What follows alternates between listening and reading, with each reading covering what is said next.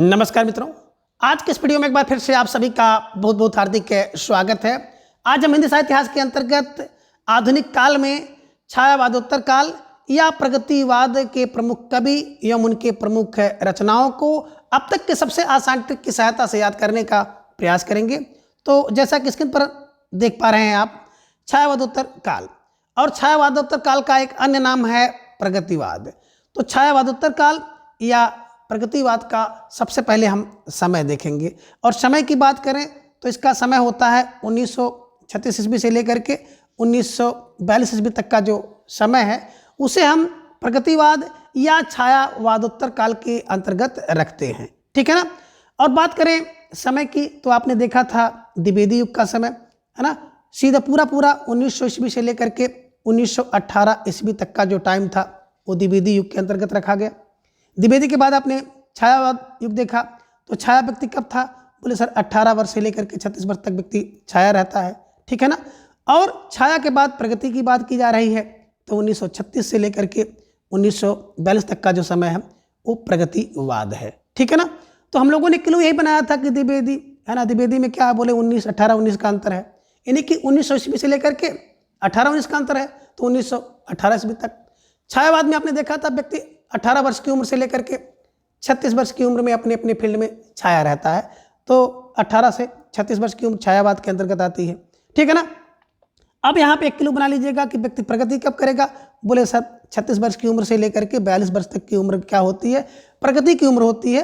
और इस उम्र के दौरान व्यक्ति क्या करता है, प्रगति करता है। बस यही क्लू दिमाग में रख लीजिएगा कि प्रगति कब करेगा, बोले 36 वर्ष से लेकर के 42 वर्ष की उम्र में व्यक्ति प्रगति करता है। यानी कि प्रगतिवाद का समय 1936 से 1942 ईस्वी तक माना जाता है और ऐसे दिमाग में रख लीजिए। ठीक है। चलिए, एक मोटी बात आप देख पा रहे हैं कि लखनऊ में अप्रैल में कब 1936 ईस्वी में क्या होता है, प्रगतिशील लेखक संघ की स्थापना होती है और प्रथम अधिवेशन के समय हिंदी में प्रगतिवादी आंदोलन की भी शुरुआत होती है। तो इस अधिवेशन में प्रथम अध्यक्ष जो थे वो मुंशी प्रेमचंद थे, इसे दिमाग में रखिए। दूसरी बात यहाँ पे देखिए क्या होता है कि 1934 ईस्वी में गोरकी के नेतृत्व में क्या होता है कि रूस में सोवियत लेखक संघ, देखिए दिमाग में रखिएगा, सोवियत लेखक संघ की स्थापना हुई और यह विश्व का पहला लेखक संगठन था, फर्स्ट। ठीक है ना। तो पहला लेखक संगठन यही है, कौन, सोवियत लेखक संघ। दिमाग में इसको रखिए। कब, 34 में हुआ। किसने किया, गोरकी ने किया है। अभी सबको हम ट्रिक में बैठाएंगे। ठीक है ना। आगे आप देख पा रहे हैं वर्ष 1935 में क्या होता है कि हेनरी बारबूस ने की पहल पर पेरिस में E.M. फॉरेस्टर ने क्या किया कि प्रगतिशील लेखक संघ की स्थापना किया। वहाँ पे सोवियत लेखक संघ है। अब क्या होता है, एक वर्ष बाद 1935 में क्या हो जाता है, प्रगतिशील लेखक संघ की स्थापना होती है। कहाँ पर, पेरिस में होती है। किसने किया, E.M. फॉरेस्टर ने किया। किसके सहयोग से किया, हेनरी बारबूस की पहल पर इन्होंने किया है। ठीक है। अब इतना जब हो जाएगा तो देखिए भारतीय कहाँ पीछे रहने वाले हैं।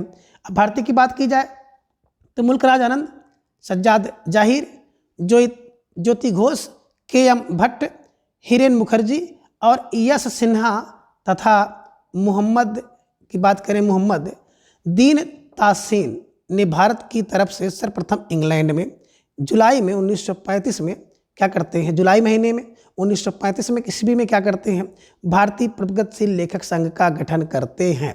ठीक है ना। अब मोटी बात यहाँ पे देखिए, है ना, भारतीय प्रगतिशील लेखक संघ की स्थापना कहाँ पे होती है, भर्ती है, करते कहाँ, इंग्लैंड में है। कब, 1935 में। ठीक है ना। कौन कौन लोग हैं, तो मुल्कराज आनंद दिमाग में रखिए, सज्जाद जाहिर हैं दिमाग में रखिए, ज्योति घोष हैं दिमाग में रखिए, K.M. भट्ट हैं, हिरेन मुखर्जी हैं, यश सिन्हा हैं और मोहम्मद दीन तासीन हैं। तो दिमाग में रखिएगा इन नामों को, जिन्होंने क्या किया, इंग्लैंड में सबसे पहले कब, जुलाई महीने में 1935 ईस्वी में क्या करते हैं, भारतीय प्रगतिशील लेखक संघ की स्थापना करते हैं। और लखनऊ में आपने देखा है कि 1936 में होता है। कैसे रखा जाए मोटी मोटी बात, तो देखें थोड़ा सा मिर्च मसाला और क्लू की सहायता से हम लोग इसको दिमाग में रखेंगे और आज के बाद आप इसको भूलेंगे भी नहीं। ठीक है ना। देखिए बात यहाँ पे क्या आती है कि बोले 34 में क्या हो जाता है, अब गोरकी को हम कहेंगे गोरकी, क्या हो जाती है, रूस जाती है, रूस माने नाराज हो जाती है। अब जब कोई व्यक्ति रूसेगा, नाराज होगा तो रूस गई सो, अब सो क्या किया उसने, लेखक संघ की स्थापना कर लिया।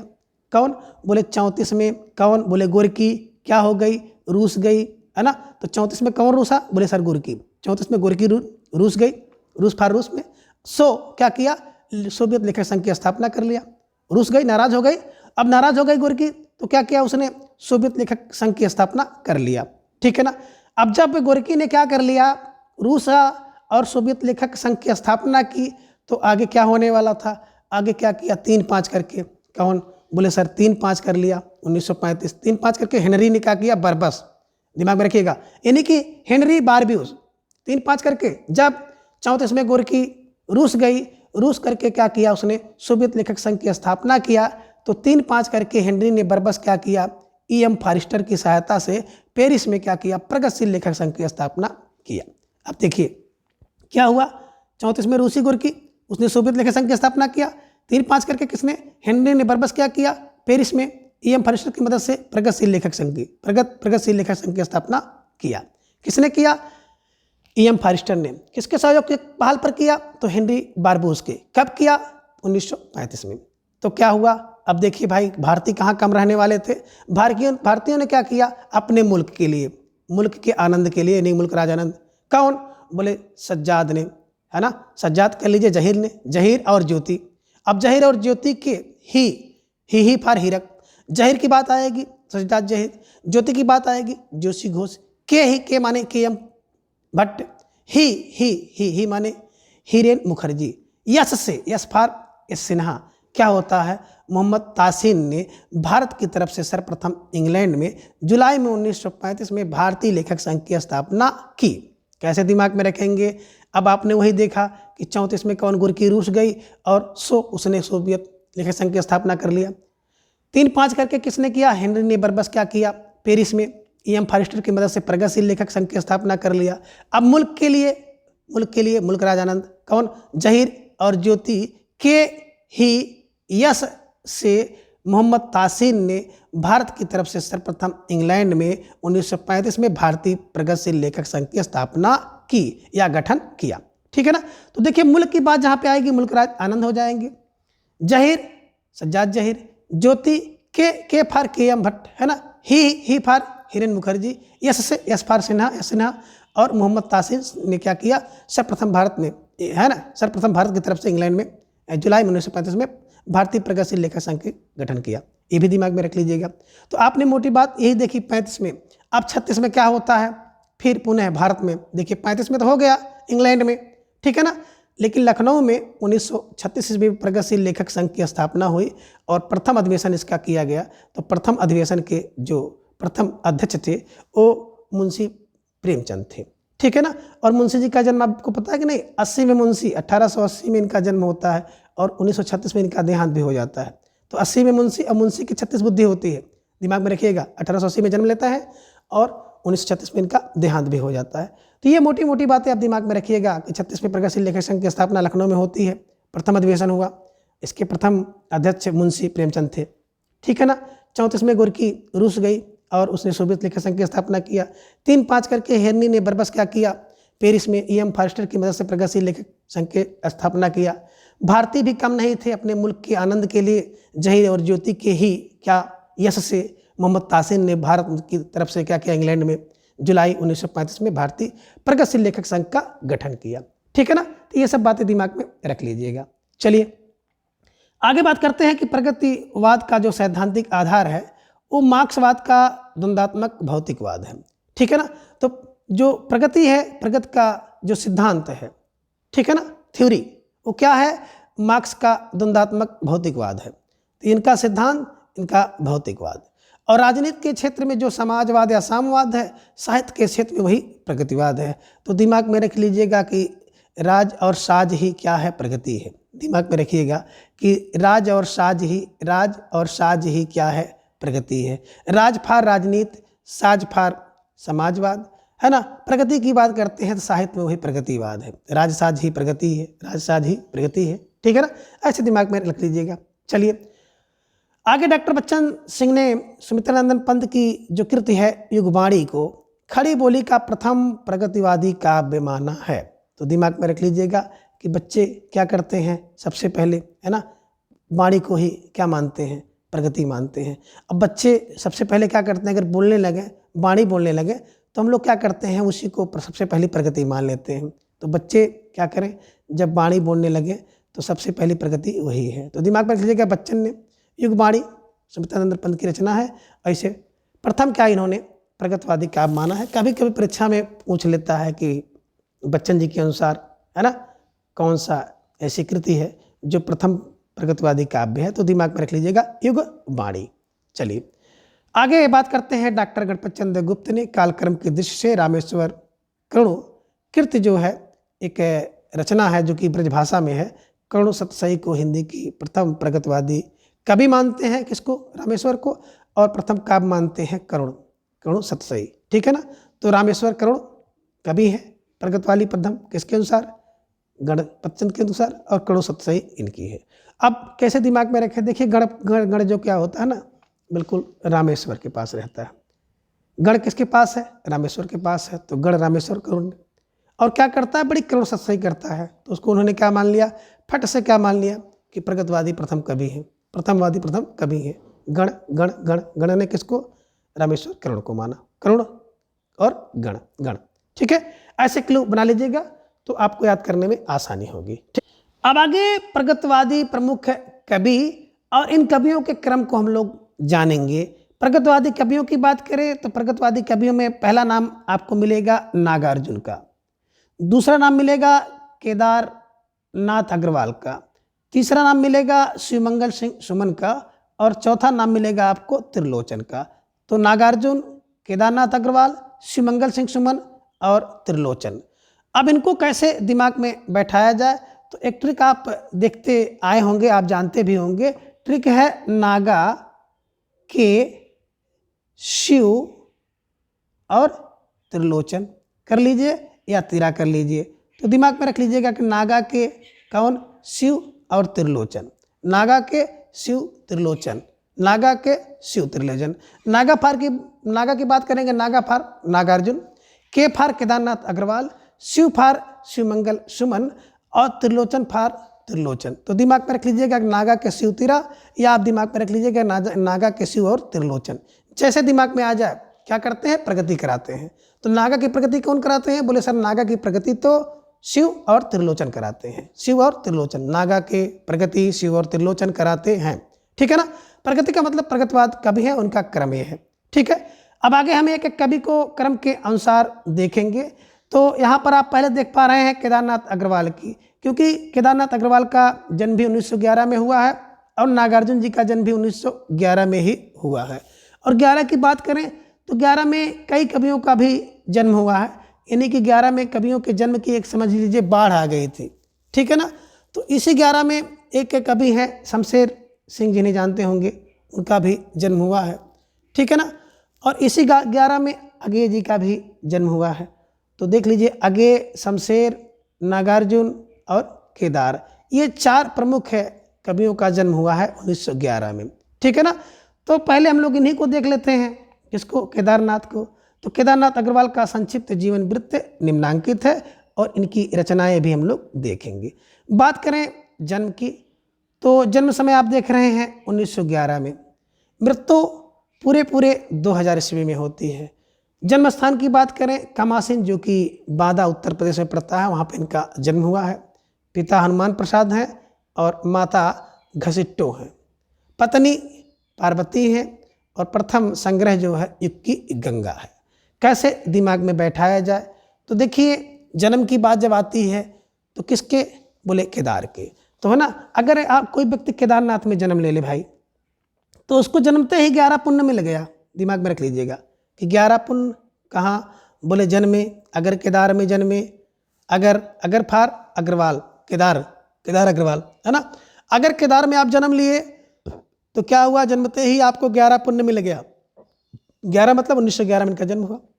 और अगर केदार में मर गए तो पूरे 2000 पुण्य मिलेंगे। ऐसे दिमाग में रखिएगा कि अगर केदार में जन्मे, अगर फार केदारनाथ अग्रवाल 1911 में, तो 11 पुण्य मिलेगा, और केदार में मर गए तो पूरे 2000 पुण्य मिलेंगे। यानी कि 1911 में जन्म हुआ, और 2000 में इनकी मृत्यु हुई। कमासीन स्थान है गांव का, बांदा में पड़ता है। हनुमान इनके पिताजी हैं हनुमान प्रसाद, और घुसिट्टू इनकी माता है, पत्नी पार्वती है। देखिए केदार और पत्नी पार्वती, केदार जी को जानते हैं केदारनाथ को, तो केदारनाथ शिव जी को कह लीजिए, और पत्नी इनकी पार्वती होंगी। युग की गंगा इनका प्रथम संग्रह है, इसी भी दिमाग में रखिए। चलिए अब केदारनाथ अग्रवाल अपने जो काव्य यात्रा के आरंभिक के दौर में बालेंदु उपनाम से रचनाएं करते थे।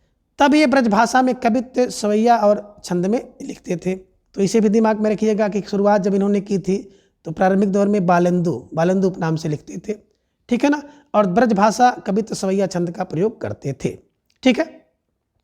अब केदारनाथ के बारे में बता रहे हैं। केदारनाथ अग्रवाल ने क्या किया था कि देश विदेश में तमाम कवियों की कविताओं के अनुवाद किया, और देश विदेश की कविताएं शीर्षक से इन्होंने उसको संग्रहित कर लिया है। तो ठीक ना, तमाम प्रकार के अग्रवाल ने क्या किया, देश विदेश के तमाम कवियों की कविताओं का अनुवाद किया और उसे देश विदेश की कविताओं के शीर्षक से रखा है, ठीक है ना, लिखा है। अब आगे देखेंगे केदारनाथ अग्रवाल जी की प्रमुख रचनाएं जो कि कालक्रम के अनुसार आपको दिखाई दे रही हैं।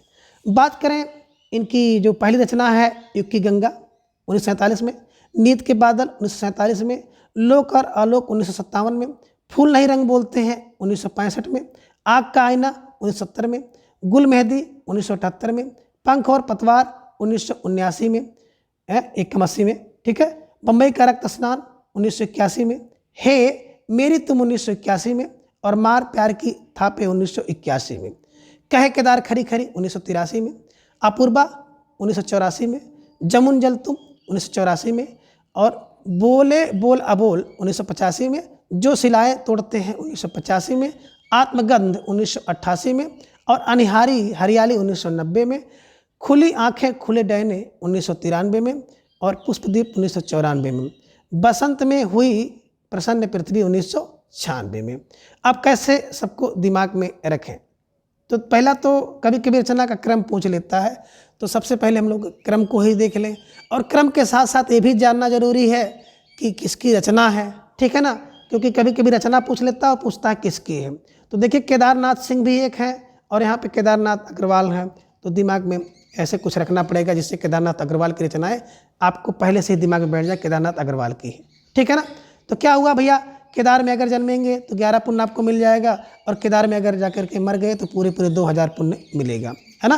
यानी कि 11 में जन्म हुआ और 2000 पूरे 2000 में इनकी मृत्यु हुई है, इसे दिमाग में रखें। और रचनाएं युग की गंगा, है ना। अगर आप केदारनाथ में जाएंगे तो आपको युग की बहती हुई गंगा मिलेंगी, और क्या मिलेगा, नींद के बादल। अगर केदार में जाएंगे तो नींद के बादल मिलेंगे, यानी कि जब सोकर उठोगे ना तो बादल इतने नीचे हैं केदारनाथ में कि आपको बादल नींद में ही दिखाई देंगे, नींद के बादल दिखाई देंगे। लोक और आलोक, है ना, बिल्कुल। अगर लोक और आलोक देखना है, अगर आप केदार में गए तो लोक और आलोक को भूल जाओगे, लोक और आलोक को भूल जाओगे। और केदारनाथ में, अगर केदारनाथ में आप गए तो क्या हो जाएंगे, वहाँ पर फूल नहीं फूलों के रंग बोलते हैं। केदारनाथ में क्या होता है, फूल नहीं फूलों के रंग बोलते हैं। आग का आईना वहाँ पे आपको दिखाई देगा, कौन, केदारनाथ। क्यों, क्योंकि फूल लाल लाल ढेर सारे हैं, है ना, तो ऐसा दिख रहा है कि लाल लाल चारों तरफ दिखाई दे रहे हैं, तो आग का आईना केदारनाथ में दिखाई दे रहा है। वहाँ पर गुल मेहंदी, अगर आप केदारनाथ में जाओगे तो वहाँ पर गुल मेहंदी आपको गुल दिखाएगी, गुल मेहंदी दिखाई देगी, है ना। पंख और पतवार ढेर सारे वहाँ पर दिखाई देंगे केदारनाथ में, है ना। पंख और पतवार की भरमार है, कहाँ, केदार में, केदारनाथ अग्रवाल। अगर केदार में जाएंगे आप तो पंख और पतवार की भरमार है। बम्बई का रक्त स्नान, ठीक है ना, कहाँ पर, बोले अगर केदार में गए तो बम्बई का रक्त स्नान वहीं से देख लोगे। बम्बई का रक्त स्नान कहाँ से, केदार से अगर केदार में गए। हे मेरी तुम, हे मेरी तुम कौन हो बताए, केदारनाथ में अगर जाओगे ना तो क्या कहोगे कि ये केदार भूमि मेरी है, ये केदार भूमि मेरी है, ठीक है ना। और मार प्यार की थापे, और अगर केदार में आप चले गए तो ढेर सारे प्यार के थापे आप केदार में दोगे, केदारनाथ में दोगे, ठीक है ना। तो ऐसे मोटी मोटी बातें रखिए। और केदार हैं तो केदार क्या करते हैं, खरी खरी कहते हैं, बिल्कुल साफ साफ। अपूर्वा, कोई पूर्वा है केदार का पूर्वा दिमाग में रख लीजिएगा। और पूर्वा कौन है, पूर्वा है। जामुन जल वहाँ पर मिलेंगे, बिल्कुल जामुन की तरह जल आपको दिखाई देंगे। कहाँ? अगर केदारनाथ में जाओगे। बोले बोला बोल, तो वहाँ के लोग क्या है, बिना बोले वाले व्यक्ति भी अबोल बोल बोलते हैं। कहाँ? अगर केदार में जाओगे। जो शिलाएँ तोड़ते हैं, केदार में जाओगे देखोगे जो लोग शिलाएँ तोड़ते हैं ना, है वो भी क्या करते हैं, बोले बोल अबोल बोलते हैं। ठीक है, तो जो केदार में शिलाएँ तोड़ते हैं वो भी क्या है, बड़े महत्वपूर्ण है, ये दिमाग में रख लीजिएगा। और केदार में अगर जाओगे तो वहाँ पे आपको आत्मगंध मिलेगी। केदार में जाओगे तो आपको वहाँ पे अनहारी ढेर सारी हरियाली मिलेगी, ऐसी हरियाली जिसे आपने कभी, है ना, देखा ही नहीं हो, है। और केदारनाथ में आंखें खुली खुली रह जाएंगी, है ना, तो दिमाग में रख लीजिए, आंखें खुली खुली डैने। कहाँ? बोले केदारनाथ में। ऐसे खुली रह जाएंगी जैसे डैने की आँख खुली हो। कहाँ? अगर केदारनाथ में जाओगे।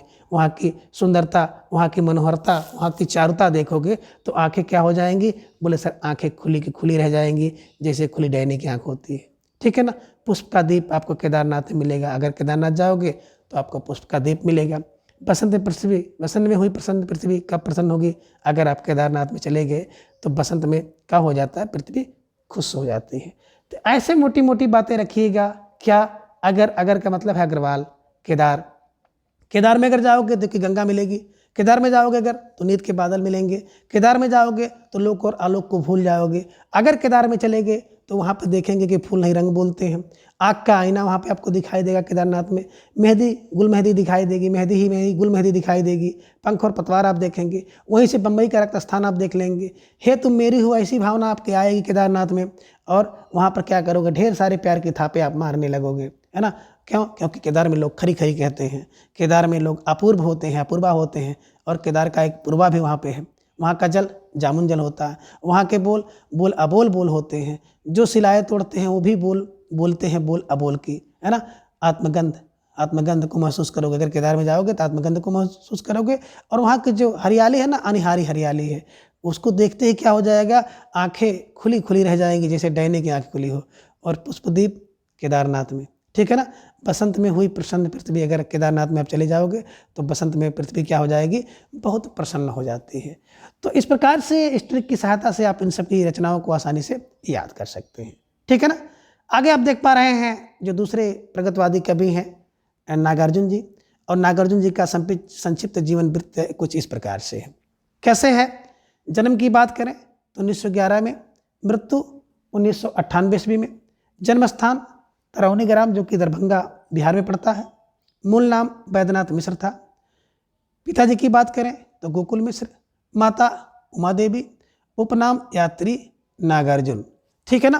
तो यात्री नागार्जुन के अलावा इन्हें ढक्कन मिश्र, किर मिश्र, ठीक है ना, बाबा आदि नामों से भी इनको जाना जाता है। तो दिमाग में रख लीजिएगा, यात्री नागार्जुन, ढक्कन मिश्र, किर मिश्र, बाबा। ठीक है ना। यात्री आप देख ही रहे हैं। तो इतनी उपाधियों से या उपनामों से इन्हें जाना जाता है। ठीक है। चलिए अब देखिए नागार्जुन की बात करते हैं, है ना। तो कब? बोले 11 में, है ना, 11 में। अब कौन जन्मा? 11 में, है ना। 11 में एक एक करके, है ना, कह रहे हैं एक एक करके 11 कौन? नाग जन्मते हैं। एक एक करके 11। और कितने? 9 ठे मर गए। दिमाग में से रख लीजिएगा, है ना। बोले सर क्या हुआ कि एक एक करके 11 नाग जन्मे। कौन जन्मे? नाग। 11 में नाग, नाग माने नागार्जुन जन्मते हैं, है ना। और 9 ठे मर गए। 9 ठे मर गए। 9 ठे माने 9 और 8 में मर गए। इन्हीं की 98 में इनकी मृत्यु हुई। तो एक क्लू है। और इस क्लू की सहायता से अगर आप याद करेंगे और उसको दिमाग में थोड़ा सा रखेंगे, आप चलते समय, बैठते समय, सो रहे हों, तो थोड़ा सा इसकी जो क्लू है, जो ट्रिक है, उसको दिमाग में जब 2-3 बार मनेंगे ना तो आपके साथ वो चलते रहेंगे ट्रिक। ठीक है ना। जैसे क्या आप कहेंगे कि नागा कितने? बोले 11 नाग जन्मे और क्या हो गए? 9 ठे मर गए। 9 ठे 9 ठे 9 9 ठे, है ना। तो इन्हीं की 1911 में जन्म लेते हैं। क्या हो जाता है? 1998 में इनकी मृत्यु हो जाती है। और जब मर गए तो भैया मरेंगे तो तरेंगे, तो तर गए। तरौनी में इनका जन्म हुआ था। ठीक है ना। क्या ना? मूल नाम बैद्यनाथ था। तो वैद्य भी कुछ नहीं कर पाए। तो यहाँ पे देखिए नागनाथ जैसे, वैसे बोले बैद्यनाथ। तो भैया जैसे उनके नागनाथ वैसे उनके बैद्यनाथ। ठीक है ना। मैंने वैद्य भी कुछ नहीं कर पाए। ठीक है ना। और गोकुल, पिता की बात, गोकुल चले गए, दूसरे कुल में चले गए। माता उमा देवी थी। यात्री नागार्जुन, बाबा मिश्र, ढक्कन मिश्र, किर मिश्र आदि इनके नाम और भी प्रचलित हैं। उससे भी कभी कभी परीक्षा में पूछ लिया जाता है। इसलिए दिमाग में रखे रहिए। ठीक है, चलिए। तो नागा के बारे में आपने क्या देखा कि नाग जन्मे 11 और बचे कितने हैं, 9 ठे मर गए, 9 ठे मर गए, तर गए, मर गए तो तर गए, है ना। जैसे नागनाथ वैसे बैद्यनाथ, ठीक है ना। गोकुल, गोकुल पिता गोकुल माता उमा, यात्री नागार्जुन, आज ढेर सारे उपनाम इनके देखे हैं अभी। ठीक है, चलिए। बात करें नागार्जुन की, तो नागार्जुन का पहला जो साहित्यिक उपनाम यात्री है। इन्हीं की यात्री उनको साहित्यिक नाम दिया गया है और इस यात्री नाम से संस्कृत और मैथिली में ये कविताएं लिखते थे। कभी कभी प्रश्न यहाँ से पूछा जाता है कि निम्नलिखित में से कौन सा ऐसा कवि है जो यात्री नाम से क्या करते थे, कविताएं करते थे, तो नागार्जुन जी हैं। इसे दिमाग में रख लीजिएगा। और किसमें, संस्कृत और मैथिल साहित्य में जब रचना लिखते थे तो यात्री नाम से लिखते थे, इसे भी ध्यान में रखें। ठीक है, नागार्जुन की खड़ी बोली में सर्वप्रथम प्रकाशित रचना है राम के प्रति, जो सन 1935 में लाहौर से निकलने वाली साप्ताहिक पत्रिका थी विश्वबंधु, तो विश्वबंधु में छपी थी। तो पहली राम के प्रति है, जो कि 3-5 करके क्या कर लाते हैं, है ना, लाहौर से छपने वाली विश्वबंधु पत्रिका में छपवा देते हैं। तो दिमाग में से रख लीजिएगा, 3-5 करके छपवा लेते हैं, नहीं कि 1935 में छपती है। कहाँ, लाहौर से छपती थी, क्या नाम था उसका, विश्वबंधु पत्रिका, वहाँ पर इन्होंने, है ना, ये छपी थी। अब इनकी रचनाओं को हम लोग क्रम के अनुसार देखेंगे। तो रचनाओं की बात करें तो पहली रचना है युगधारा 1953 में, दूसरी है सतरंगे पंखों वाली 1959 में, तीसरी है प्यासी पथराई आंखें 1962 में, चौथी है भस्मांकुर 1971 में और पांचवा है तालाब की मछलियाँ 1975 में। छठी रचना है खिचड़ी विप्लव देखा हमने 1980 में, तुमने कहा था 1980 में, हजार हजार बाहों वाली 1981 में, पुरानी जूतियों का कोर्स 1983 में। कैसे दिमाग में रखें, देखिए पहले तो ये होना चाहिए कि नागार्जुनी कौन कौन सी रचना है, और दूसरा इसका क्रम भी देख लीजिएगा, है ना। कभी कभी क्रम लगाने के लिए प्रश्न पूछ लेता है, तो दिमाग में रखिए। बात करें नागार्जुन की, तो देखिए नागार्जुन को हम लोग कहते हैं नागा। अभी आपने देखा ना कि नाग जन्मे 11 और कितने, 9 ठे मर गए, 9 ठे मर गए। तो ये भी दिमाग में रखिएगा कि नागा, अब जितने भी नागा हैं वो क्या है, युग की धारा में चलते हैं, है ना। युग की धारा में कौन, बोले सर युग की धारा में नागा चलते हैं। नागा देखे होंगे नंगे धड़ंगे रहते हैं, और ये उनकी धारा, उनकी परंपरा युगों से चली आ रही है और उसी परंपरा का निर्वहन करते आ रहे हैं। तो यही किलो में रख लीजिएगा कि युग की धारा में कौन, बोले युग की धारा में तो नागा चलते हैं। नागा युग की धारा, नागा युग की धारा, ठीक है ना। और क्या करते हैं, ये हाथ में 7 रंगों वाला पंख लिए रहते हैं और उसी पंख से हवा करते हैं। तो 7 रंगे पंख कौन, बोले सर नागा। 7 रंगे पंख लेकर कौन चलते हैं, नागा, ठीक है ना। और इनकी आंखें कैसी होती हैं, तो इनकी आंखें पैदल चलते हैं, नंगे धड़ंगे रहते हैं, 7 रंगे पंख रखते हैं, तो इनकी जो आंखें होती हैं वो प्यासी और पथराई हो जाती हैं। तो नागा की आंखें प्यासी पथराई होती हैं, ठीक है ना। भस्मांकुर, भस्म भस्म भस्म, भस्म माने राख, है ना। कपड़ा तो पहनते नहीं है, तो समझ लीजिए भस्म लगाए रहते हैं, अपने शरीर पर भस्म का लेप किए रहते हैं, राख लगाए रहते हैं। तो भस्मांकुर, भस्मांकुर, ठीक है ना। कौन, नागार्जुन, नागार्जुन, नागा। और क्या करते हैं, तालाब की मछलियाँ इनको बहुत प्रिय होती हैं, तालाब की मछली को बहुत देखते हैं। ये दिमाग में रखिएगा कि नागा की धारा में चलता है, 7 रंगा पंख लिया रहता है, इसकी आंखें प्यासी और पथराई हो जाती हैं पैदल चलने से, भस्म लगाता है और तालाब की मछलियों को बहुत प्रेम से देखते हैं, तालाब की मछलियाँ इनको बहुत प्रिय हैं, ठीक है ना। अब देखिए कह रहे हैं कि खिचड़ी विप्लव करते हुए नागा को देखा। हमने किसको देखा, बोले कि खिचड़ी विप्लव कौन करता है, खिचड़ी के लिए विप्लव नागा करते हैं। किसने, बोला हमने देखा, है ना। तो खिचड़ी के लिए विप्लव कौन, बोले नागा। खिचड़ी के लिए विप्लव नागा करते हैं और हमने देखा था। कौन, तुमने कहा था, तुमने कहा था कौन, कि खिचड़ी के लिए नागा विप्लव करते हैं, हमने देखा था, तुमने कहा था, तुमने कहा था नागा क्या करते हैं, खिचड़ी के लिए विप्लव करते हैं। बिल्कुल, नागा पर नागार्जुन की रचना है। हजार हजार बाहों वाले होते हैं, है ना। हजार हजार बाहों वाले कौन, बोले नागार्जुन होते हैं। और पुरानी जूतियों का कोर्स, पुरानी जूतियों का कोर्स, है ना। पुरानी जूतियाँ किसकी हैं, बोले नागा की हैं। तो ऐसे दिमाग में रख लीजिएगा कि मोटी मोटी बात यही आ जाएगी कि नागा युग की धारा में बहते हैं, नागा 7 रंगे पंख लेके चलते हैं, नागा की आंखें जो हैं प्यासी और पथराई हैं, भस्मांकुर लगाते हैं शरीर पर, तालाब की मछली देखना बहुत पसंद करते हैं, नागा खिचड़ी के लिए विप्लव करते हैं, हमने देखा था, तुमने कहा था। नागा क्या करते हैं, खिचड़ी के लिए विप्लव करते हैं, हमने देखा था, तुमने कहा था। हजार हजार बाहें होती हैं नागा की, और पुरानी जूतियों का कोर्स कौन, नागा। तो इसे दिमाग में रखेंगे तो निश्चित रूप से याद हो जाएगा। अब युग धारा की बात करते हैं, तो युग की धारा कब से चल रही, बोले सर 53 साल से चल रही है युग की धारा, और धारा का निर्वहन नागा कर रहे हैं।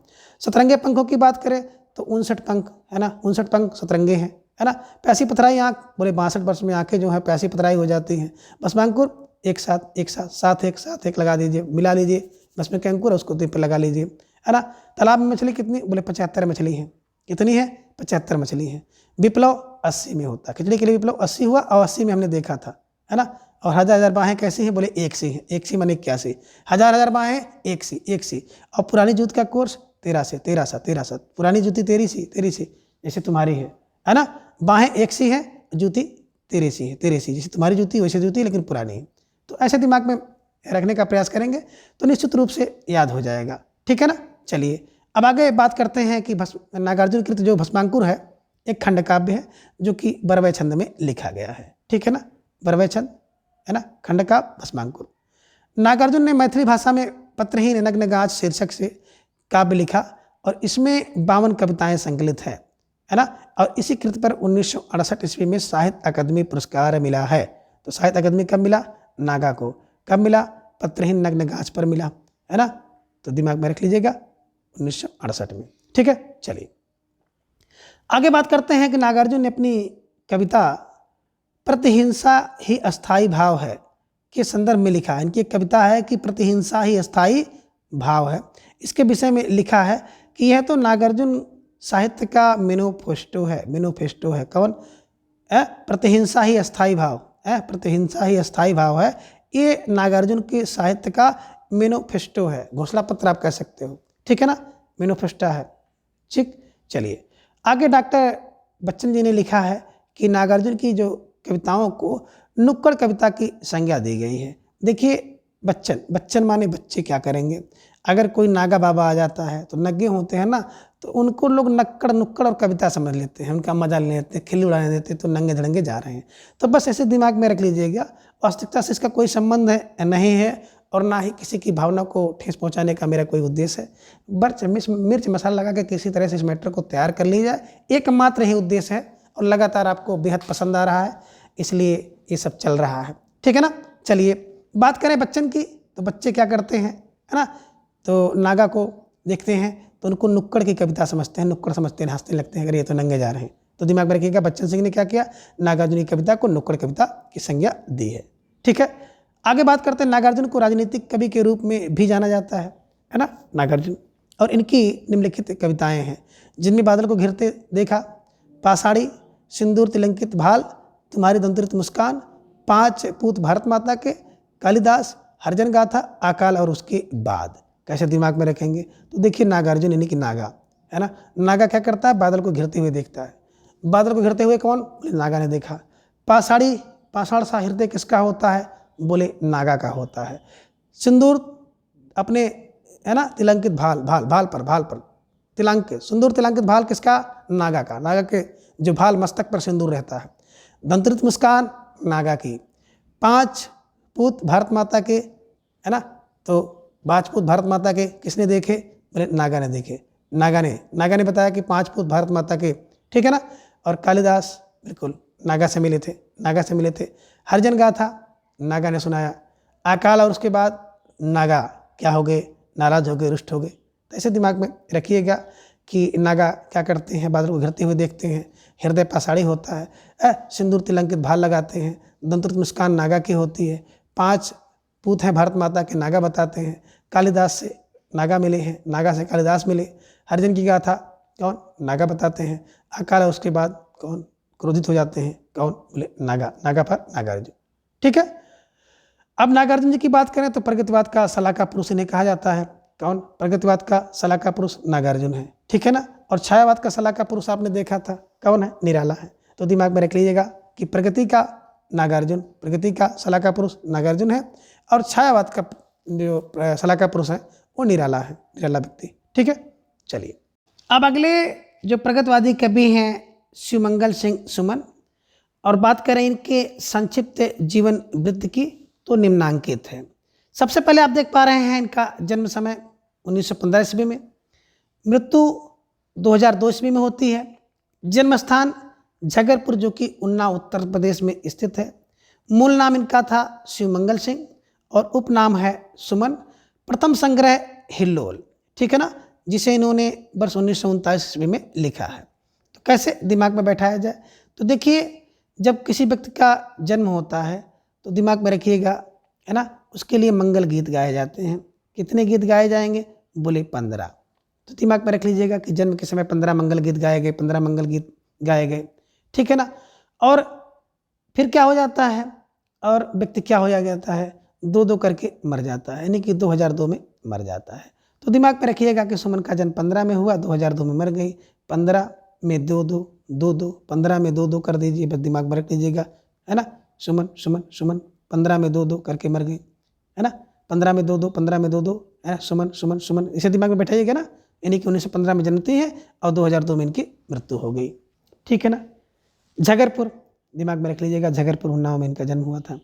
शिवमंगल का मूल नाम है, उपनाम सुमन है।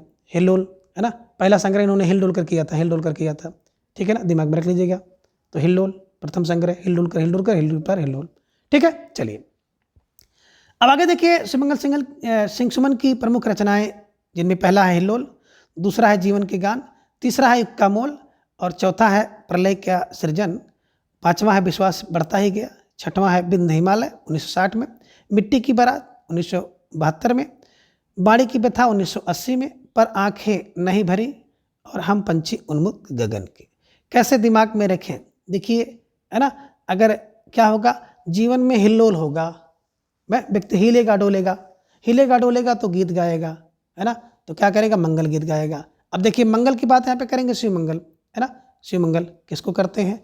मंगल गीत कौन गाएगा? जो हिलेगा डोलेगा वो क्या करेगा, मंगल गीत गाएगा, ठीक है ना, शिव मंगल करेंगे। जीवन के गान वही गाएगा जो, है ना, जो क्या करेगा, शिव मंगल होगा। जिसका मन सुमन होगा, सुंदर मन होगा, तो सुमन वाला व्यक्ति क्या करेगा, जीवन में गान गाएगा। तो सुंदर मन वाला व्यक्ति जीवन में गान गाएगा। युग का मोल तो वही कर सकता है जिसका मन सुमन हो, सुंदर हो, ठीक है ना। और प्रलय सृजय कौन? तो प्रलय सृजन तो हमारे बस की बात नहीं है, ये सुंदर मन वाला व्यक्ति कर सकता है। क्या कर सकता है? प्रलय और सृजन कौन कर सकता है? जिसका मन सुमन हो, सुंदर मन हो, ठीक है ना। विश्वास बढ़ेगा, किसके प्रति विश्वास बढ़ेगा? जिसका मन सुंदर होगा ना, मन सुमन होगा, सुंदर होगा, सुमन सुंदर मन वाले के व्यक्ति प्रति आपका क्या हो जाता है, विश्वास बढ़ता ही जाता है, ठीक है ना। और बिंद हिमालय में जाएंगे तो आपका मन सुमन हो जाएगा, सुमन माने अच्छा मन हो जाएगा, खुश हो जाएगा, ठीक है ना। और मिट्टी की बारात वैसे भी बारात में मन जो है सुमन हो जाता है, खुश हो जाता है, दिमाग में रखिएगा। तो मिट्टी की बारात में सुमन सुमन सुमन। आगे करते हैं बाणी की व्यथा। कोई आपकी बाणी की व्यथा सुन ले और आप किसी की बाणी की व्यथा को आप हल्का कर देते हैं तो क्या हो जाता है, मन सुमन हो जाता है, सुमन सुमन सुमन, ठीक है ना। पर आंख भर जाती है, आंख नहीं भरती है ना। तो आंख नहीं भरी कब? जब सुंदर मन है तो व्यथा सुनी, व्यथा में दूर कर दिया तो आंखें नहीं भरी। और हम पंछी उन्मुक्त गगन के। अब पंछी जब उन्मुक्त हो जाएगा गगन में तो उसका मन कैसा होगा, सुमन हो जाएगा, और क्या करेगा, मंगल गीत गाएगा। तो ऐसे मोटी मोटी बातें बनाइए। मंगल मतलब शिव मंगल सिंह सुमन, ठीक है ना। अब हिले डोलेगा व्यक्ति तो क्या होगा, उसका मन सुमन होगा और मंगल गीत गाएगा। जीवन में क्या होता है, अगर मन सुमन है, सुंदर मन है, आपका मन खुश है तो मंगल गीत गाओगे, ठीक है ना। युग का मोल कौन कर सकता है? जिसका मन सुंदर हो, सुमन हो, है ना, और जिसके जीवन में मोल हो, क्या हो, मंगल हो। जिसके जीवन में मंगल हो और जिसका मन सुमन हो वो युग का मोल कर सकता है। प्रलय और सृजन हमारे बस की बात नहीं है। कौन कर सकता है? जिसका सुमन हो, जिसका मन सुंदर मन हो, वही क्या कर सकता है, प्रलय और सृजन कर सकता है। विश्वास कितने पद बढ़ेगा? जिसका मन सुमन हो, सुमन माने सुंदर मन वाले व्यक्ति के प्रति आपका विश्वास बढ़ेगा। बिंद हिमालय में जाएंगे, बिंद और हिमालय में घूमने जाएंगे तो आपका मन सुंदर मन हो जाएगा, सुमन हो जाएगा, और वहीं पे आप क्या करोगे, मंगल गीत गाने लगोगे, ठीक है। मिट्टी की बारात में वैसे मन सुमन हो जाता है, मंगल गीत लोग गाते हैं। बाणी की व्यथा सुनने के बाद क्या हो जाता है, किसी को आप बाणी की व्यथा सुना दीजिए या सुन लीजिए तो आपका मन सुमन हो जाता है और मंगल के गीत आप गाने लगते हो। भार थोड़ा सा हल्का हो जाता है, पर आँख नहीं भरती है, और आँख ना भरती है तो भी क्या हो जाता है, मन सुंदर हो जाता है, मंगल गीत गाते हैं। पक्षी उन्मुक्त हो जाए तो क्या हो जाते हैं, उनका मन सुमन हो जाता है और वो मंगल के गीत गाने लगते हैं, ठीक है। चलिए आगे हम लोग बात करेंगे। सुमंगल सिंह सुमन की कुछ प्रसिद्ध कविताएं हैं जिनमें गुनिया का यौवन, कलकत्ते का अकाल और चल रही कुदाली। कैसे दिमाग में रखेंगे, बस छोटा सा क्लू बना लीजिएगा। कौन? बोले गुनिया, किसकी? बोले सुमन की गुनिया क्या कर रही है, कलकत्ता में कुदाली चला रही है, बस दिमाग में रख लीजिएगा, ठीक है ना। कोई सुमन है, उनकी गुनिया है, तो गुनिया क्या कर रही है, कलकत्ता में जाकर के कुदाली चला रही है। बस दिमाग में ऐसे रख लीजिएगा। गुनिया मुनिया नाम भी होता है ना, जो लोग बड़े गुण वाले होते हैं, जिनमें बड़े गुड़ी होते हैं, उनको लोग प्रेम से कहते हैं गुनिया, यानी कि गुड़ी है। तो गुनिया बात करें, शिवमंगल की गुनिया क्या कर रही है? कलकत्ता में कुदाली चला रही है। बस दिमाग में ऐसे रख लीजिएगा, ठीक है ना। तो शिवमंगल की गुनिया या सुमन की गुनिया क्या कर रही है? कलकत्ते में कुदाली चला रही है, ठीक है। चलिए अगले जो प्रगतवादी लेखक हैं, कवि हैं, वासुदेव सिंह त्रिलोचन। इनका संक्षिप्त जीवन वृत्त कुछ इस प्रकार से है, ठीक है। बात करें जन्म समय तो 1917 में, मृत्यु 2007 में। जन्म स्थान चिरानी पट्टी जो कि सुल्तानपुर में स्थित है, उत्तर प्रदेश में पड़ता है, वहाँ पर इनका जन्म हुआ। मूल नाम वासुदेव सिंह, उपनाम त्रिलोचन, और प्रथम संग्रह है धरती, 1945 में इसका संग्रह इन्होंने किया है। अब देखिए मोटी बात क्या है कि जन्म के समय एक साथ लोग रहते हैं, ठीक है ना, एक साथ जन्म के समय एक साथ, ठीक है ना। और मृत्यु में क्या हो जाता है? तो मृत्यु के समय भी दो साथ है ना भैया। जो लोग क्या हैं, आपके जन्म के समय आपके साथी हैं, एक साथ रहते हैं, तो आपकी मृत्यु में भी उनको क्या करना चाहिए? साथ देना चाहिए। दो साथ, दो साथ। कौन साथ दो? बोले भैया वासुदेव। क्या करो? जन्म के साथ आप हो। जन्म के साथ कौन है साथ देते हैं? वासुदेव। और मृत्यु में दो साथ, मृत्यु में भी साथ दो। कौन है? वासुदेव, है ना। लोग कहते नहीं कि हे जन्म में साथ एक साथ और मृत्यु में भी दो साथ। कौन? वासुदेव। तो दिमाग में रख लीजिएगा कि जन्म के साथ भी हैं, जन्म में एक साथ, जन्म में एक साथ कौन? वासुदेव। और मृत्यु में दो साथ कौन? वासुदेव या त्रिलोचन। दिमाग में ऐसे रख लीजिएगा कि जन्म के समय एक साथ है और मृत्यु के समय दो साथ हैं। कौन? त्रिलोचन या वासुदेव है। स्थान चिरानी पट्टी सुल्तानपुर में इनका जन्म हुआ। पिता का मूल नाम इनका था वासुदेव सिंह, उपनाम त्रिलोचन था। धरती इनका प्रथम संग्रह है, ठीक है। चलिए अब यहाँ पे एक बड़ी महत्वपूर्ण बात है जो कि परीक्षा में पूछी जाती है कि गजानन माधव मुक्ति बोध ने क्या किया? त्रिलोचन को अवध का किसान कवि कहा है। और विकल्प में आपको दिया जाता है गजानन माधव मुक्ति बोध भी दिया जाएगा और त्रिलोचन नाम भी रहेगा, और भी दो एक नाम रहेंगे, तो ठीक है ना। तो गजानन माधव मुक्ति बोध ने इनको कहा है, क्या कहा है? अवध का कवि। किसे कहा है? त्रिलोचन को। तो ध्यान में रखिएगा, त्रिलोचन क्या है? अवध का किसान कवि। लोचन किसान, लोचन किसान, कवि कहाँ? बोले अवध का, ठीक है। ऐसे दिमाग में रखिएगा। किसने कहा? गजानन ने कहा। तो देखिए ना फर गजानन, ना फर त्रिलोचन, ना फर किसान। दिमाग में रखिएगा, तीनों के अंत में ना है, ठीक है। चलिए अब त्रिलोचन की जो रचनाएं हैं उसको कालक्रम के अनुसार हम लोग देखेंगे। बात करें, पहली रचना है त्रिलोचन की धरती 1945 में, गुलाब और बुलबुल 1956 में, दिगंत 1957 में, ताप के ताए हुए दिन 1980 में और शब्द 1980 में। आगे है उस जनपद का कवि हूँ 1981 में, अर्घान 1984 में, तुम्हें सौंपता हूँ 1985 में, फूल नाम है एक 1985 में, एक अनकहनी और कुछ कहनी 1986 में। कैसे दिमाग में रखें? तो यहाँ पे ले लीजिएगा त्रिलोचन। धरती किसकी? बोले सर धरती तो त्रिलोचन की है। और त्रिलोचन की धरती पे क्या होता है? गुलाब और बुलबुल आते हैं, ठीक है ना। बुलबुल और गुलाब कहाँ से आते हैं? दिगंत माने दिशाओं से, अनंत दिशाओं के अंत से आते हैं, ठीक है ना। तो क्या हो जाता है? कब? बोले ताप के ताए हुए दिन में आते हैं। और क्या करते हैं? यहाँ पे शब्द करते हैं अधर अधर। तो क्या हो जाता है? तो उस जनपद का कवि हूँ। बोले कौन? बोले उस जनपद का कवि हूँ जहाँ पर त्रिलोचन की धरती है। त्रिलोचन की धरती में गुलाब और बुलबुल दिगंत से आते हैं, ताप के ताए हुए दिन में शब्द करते हैं। मैं उस जनपद का कवि हूँ, ठीक है ना।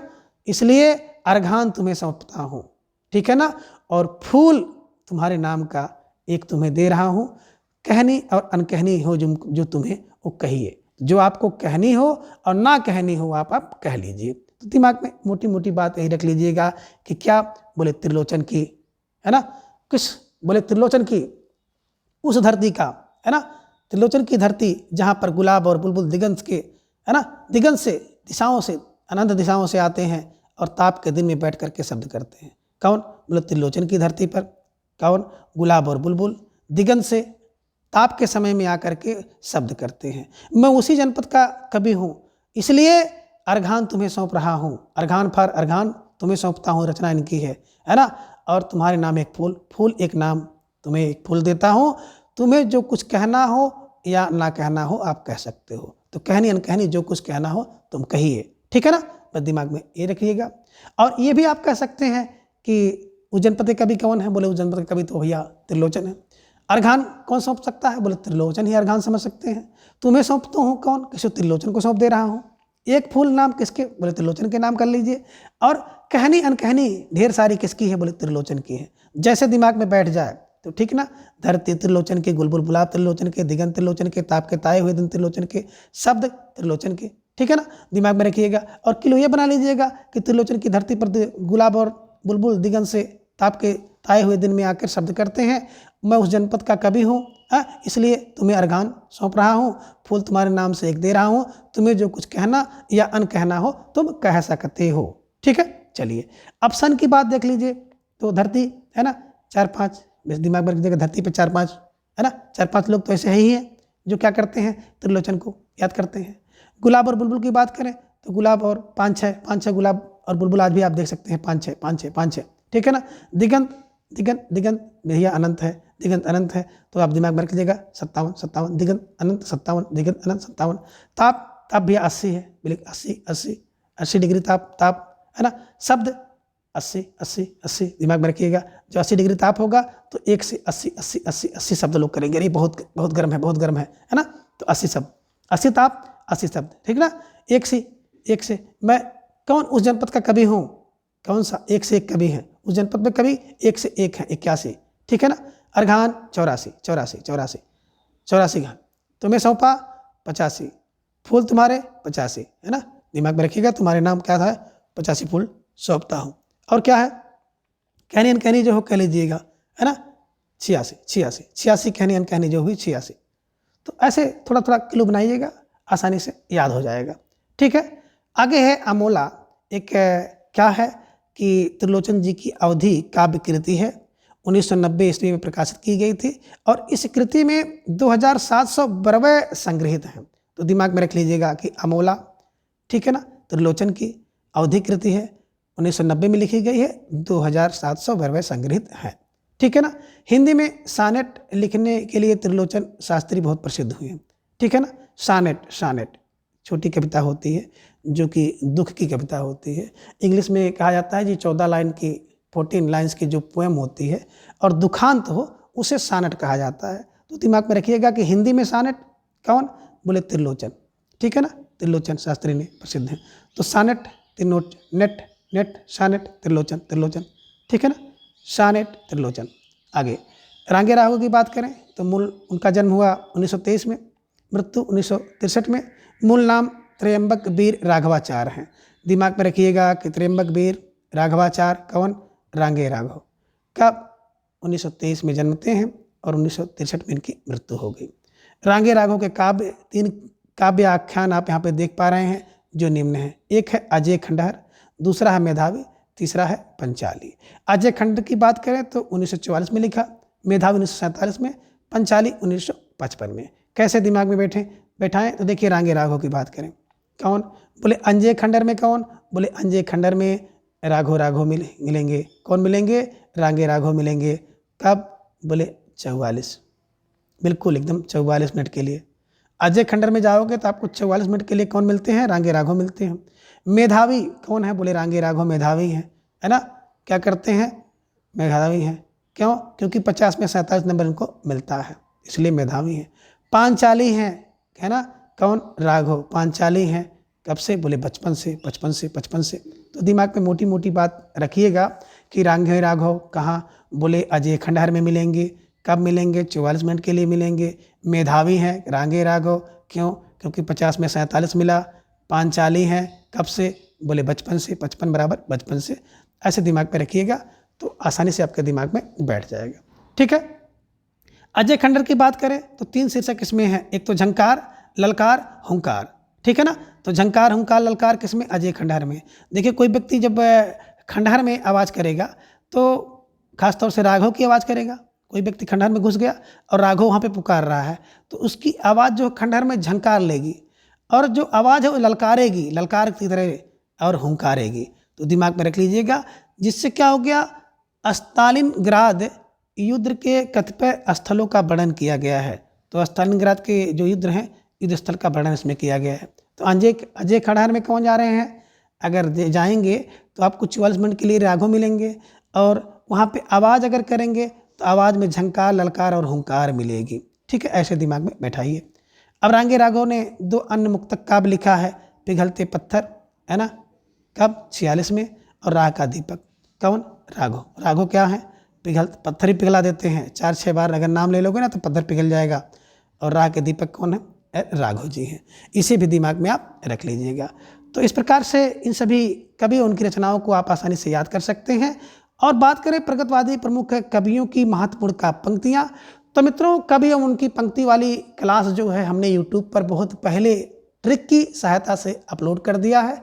कुल 14 भाग में जितने भी कवि हैं और उनकी जितनी भी रचनाएं हैं हमने यूट्यूब पर अपलोड कर दिया है, वहाँ से आप देख सकते हैं। तो आज के इस वीडियो में बस इतना। अगले वीडियो में फिर हम इसके अगले भाग को जानेंगे। तब तक के लिए धन्यवाद, नमस्कार, बाय।